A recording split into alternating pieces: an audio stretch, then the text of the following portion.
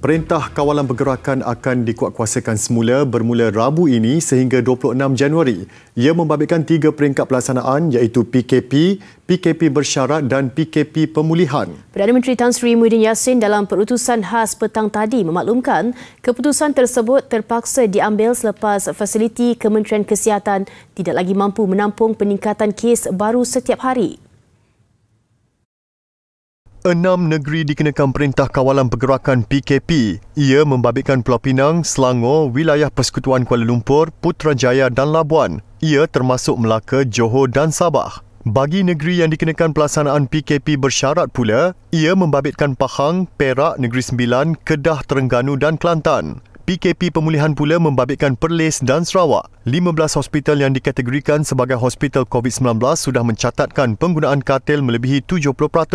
Di Lembah Kelang, kadar penggunaan katil ICU di Hospital Kuala Lumpur dan Pusat Perubatan Universiti Malaya mencapai 100%, manakala Hospital Sungai Buloh 83%. Bagi katil ICU di 5 buah negeri juga melebihi 70% dan lebih 1,450 anggota perubatan di hospital seluruh negara juga dijangkiti ketika ini.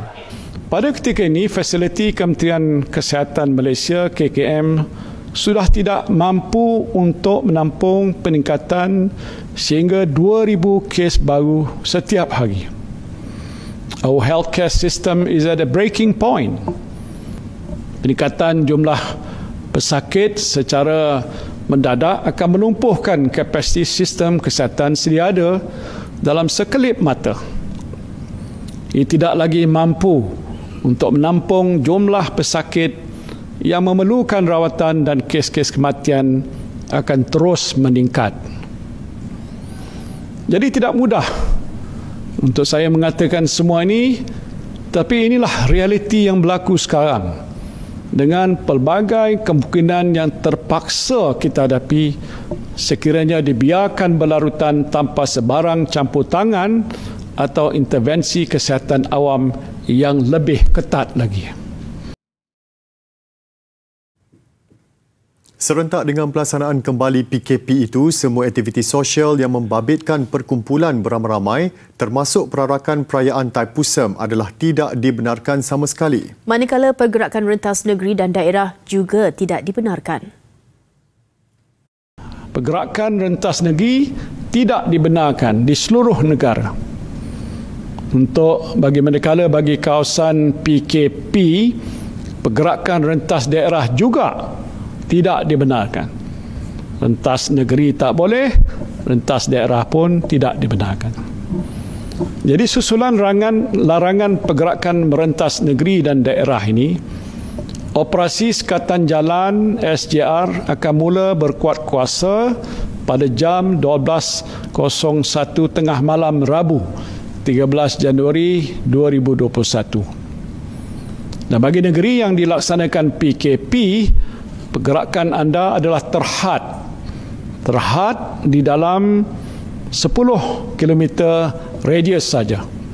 Bagi tujuan membeli barangan keperluan dari pasar raya atau kedai runcit yang berdekatan, hanya dua orang anggota isi rumah yang dibenarkan untuk keluar dan berada dalam kenderaan yang sama. Dalam pada itu, 5 sektor ekonomi dibenarkan beroperasi dengan hanya 30% pekerja dalam kumpulan pengurusan dibenarkan dipejabat. Ia membabitkan penghilangan dan pembuatan, pembinaan, perkhidmatan, perdagangan dan pengedaran serta perladangan dan komoditi. Jumlah pekerja yang diperlukan pada satu-satu masa akan ditentukan oleh majikan masing-masing. Ingin saya ingatkan, jumlah pekerja yang ditentukan mestilah mengambil kira pematuhan ketat SOP yang ditetapkan. Jangan sampai tiada penjarakan fizikal langsung sewaktu berada di tempat kerja.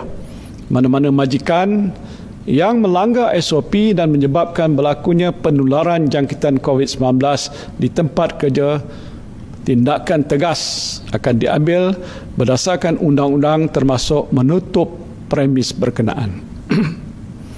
Kementerian Perdagangan Antarabangsa dan Industri ataupun MITI akan nanti memperincikan jenis-jenis perkhidmatan yang disenaraikan sebagai essential economic sector ini. MITI dan juga Kementerian Kerja Raya juga akan memperincikan butiran kerja-kerja pembinaan yang dibenarkan beroperasi.